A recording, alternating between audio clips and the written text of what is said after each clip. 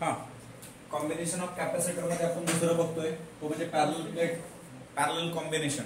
Okay, याच्या आधी कुठलं बघितलं होतं आपण? Series combination. सगळ्यांनी इकडे लक्ष द्या. सो पॅरलल कॉम्बिनेशन मध्ये आपण काय करतो बघा, we consider as an 3 capacitors C1 C2 C3. हे 3 कॅपॅसिटर कसे जोडले रे? पॅरलल मध्ये जोडले. पॅरलल म्हणजे एका खाली एक. या सगळ्यांचे पॉइंट एका जागी आलेत का बघा थांबे. या सगळ्यांचे पॉइंट एका जागी आलेत का बघा. याच्या अक्रॉसला काय जोडलंय आपण? पोटेन्शियल डिफरन्स घेतलंय. तर गेल्या याच्यामध्ये सिरीज मध्ये आपण काय जोडलं होतं रे? Q is the charge is same लिहिलं होतं आपण. इथं काय असणार आहे? Charge is different for all capacitor. आणि इथं काय येणार आहे? PD is same for all capacitor. लक्ष द्या. सो याच्यामध्ये C1 याचा पॉझिटिव्ह, प्रत्येकाचा पॉझिटिव्ह प्लेट पॉझिटिव्ह बॅटरी टर्मिनलला, प्रत्येकाचं निगेटिव्ह प्लेट हे निगेटिव्ह बॅटरी टर्मिनलला जोडले आपण. ओके, या प्रत्येकाच्या अक्रॉस C1 च्या अक्रॉस Q1 चार्ज आहे, C2 च्या अक्रॉस Q2 चार्ज आहे, C3 च्या अक्रॉस Q3 चार्ज आहे. तर टोटल चार्ज जो आहे तो आपल्याला काढायचा आहे CP. काय काढायचं आहे? CP. ओके, म्हणजे पॅरलल कॅपॅसिटर. काय काढायचं आपल्याला? Parallel capacitor. सो तो जर टोटल चार्ज काढायचा झाला तर Q बरोबर काय येतं? CPV. जर चार्ज अक्रॉस C1 काढायचा झाला, चार्ज अक्रॉस C1 काय येतं? Q1 C1V. Charge across C2 काय येतं? Q2 C2V. बरोबर आहे का बघा. सो त्याच्यानंतर चार्ज अक्रॉस C3 काय येतं आपल्याला?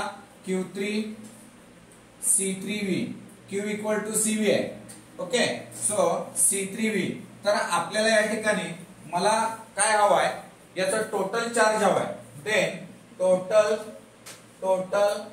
Charge equal to Q equal to Q1 plus Q2 plus Q3. सगळ्यांचे व्हॅल्यूज फक्त टाकायचे. सगळ्यात सोपं डेरिव्हेशन आहे, सगळ्यात सिंपल डेरिव्हेशन. मग Q किती आहे रे? CPV आहे. Q1 किती रे आपल्याकडे बघा? C1V. Q2 किती आहे? C2V.